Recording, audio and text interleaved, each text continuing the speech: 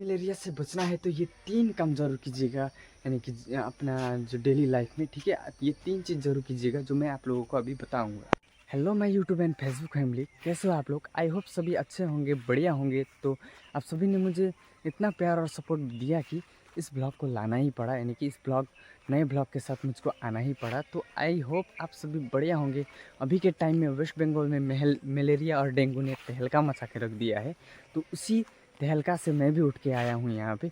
तो कैसे मैंने गुजारा किया इन 4-5 दिन हॉस्पिटल में, उसके बारे में थोड़ा सा इंट्रोडक्शन आप लोगों को मैं बताऊँगा। मेरी लाइफ से 4 दिन कैसे गुजारा किया और कौन कौन से ऐसे संकेत थे जो मलेरिया डेंगू से आप लोगों को बचा सकते हैं, उसके बारे में मैं इस ब्लॉग में बताऊँगा। 4 दिन तक मुझको हॉस्पिटल में इसलिए गुजारा करना पड़ा क्योंकि मुझे मलेरिया हो गया था, यानी कि मलेरिया पॉजिटिव।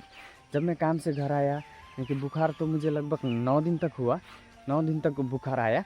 उसके बाद 4 दिन एकदम रहा नहीं गया और हॉस्पिटल में मुझे एडमिट करना पड़ा, यानी कि मेरा हालत बहुत ख़राब हो गया था मलेरिया के कारण। और आप लोग भी ध्यान में रख के आप लोग मलेरिया और डेंगू से बचने की कोशिश कीजिएगा, क्योंकि अभी के टाइम में मलेरिया डेंगू जैसी बीमारी हर कोई को हो रहा है, यानी कि हम लोगों गांव में तो बहुत ही लोगों को हो चुका है। और उसी से बचने के लिए आप लोगों को 2-3 ट्रिक मैं दूंगा, ठीक है? तो उसके बारे में भी आप लोग जानिएगा। प्लेटलेट घट जाने के कारण से इतना सिचुएशन ख़राब हो गया था, डॉक्टर ने भी मुझे रेफ़र करने को बोला था उस हॉस्पिटल से दूसरा हॉस्पिटल ले जाने के लिए। लेकिन मैंने क्या किया कि उसी हॉस्पिटल में रहा, क्योंकि घर से बहुत दूर था हॉस्पिटल, इसलिए नहीं जा सका वहाँ पे। यानी कि मुझे बोला था कि यहाँ पे नहीं होगा, तुम्हारा प्लेटलेट पूरा ही घट चुका है।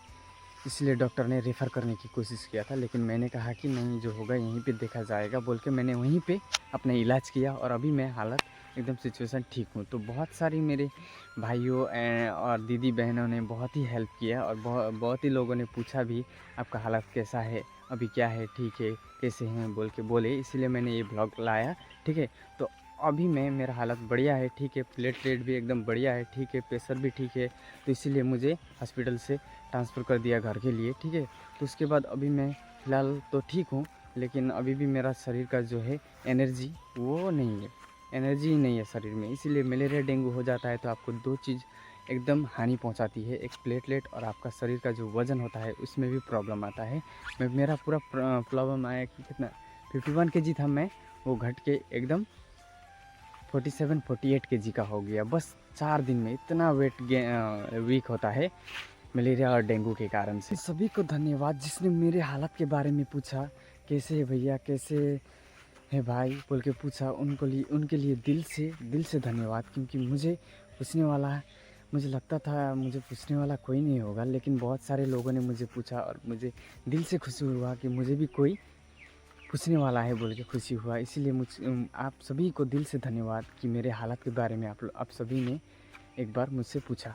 धन्यवाद। मलेरिया से बचना है तो ये 3 काम ज़रूर कीजिएगा, यानी कि अपना जो डेली लाइफ में, ठीक है? ये 3 चीज़ ज़रूर कीजिएगा जो मैं आप लोगों को अभी बताऊंगा। पहला चीज़, अगर आपको हल्की हल्की बुखार आ रही है तो जल्दी से जाके आप लोग मलेरिया या डेंगू का टेस्ट कर लीजिएगा, क्योंकि बुखार 4-5 दिन हो जाता है तो आप लोगों का जो है पूरा शरीर में क्या होता है, इन्फेक्शन फैल जाता है, जिसके कारण से एक ही बार आप लोगों को तेज़ बुखार आती है, शरीर में कपकपी होने लगती है बुखार के कारण से, और आप लोगों को डेंगू मलेरिया हो सकता है। और दूसरा कारण मस्कीटो यानी कि मच्छर से बच के रहना है, यानी कि मलेरिया डेंगू का जड़ ही है मच्छर, ठीक है? जब आपको मच्छर काटेगा तभी ये बीमारी होता है, यानी कि इस मच्छर से बचिएगा, यानी कि मच्छर से हो सके ज़्यादा से ज़्यादा बचने की कोशिश कीजिएगा, यानी कि मच्छरदानी के अंदर रहिएगा और बाहर निकलते समय लंबे लंबे भेस पैंट, यानी कि सब शरीर को ढक के चलिएगा, क्योंकि मच्छर काट लिया तो इस टाइम में मलेरिया डेंगू 100% हो सकता है। तीसरा सबसे बड़ा कारण, घर के सामने कुछ इस प्रकार से पानी जम रहा है तो उसको साफ करने की कोशिश करिएगा, ठीक है?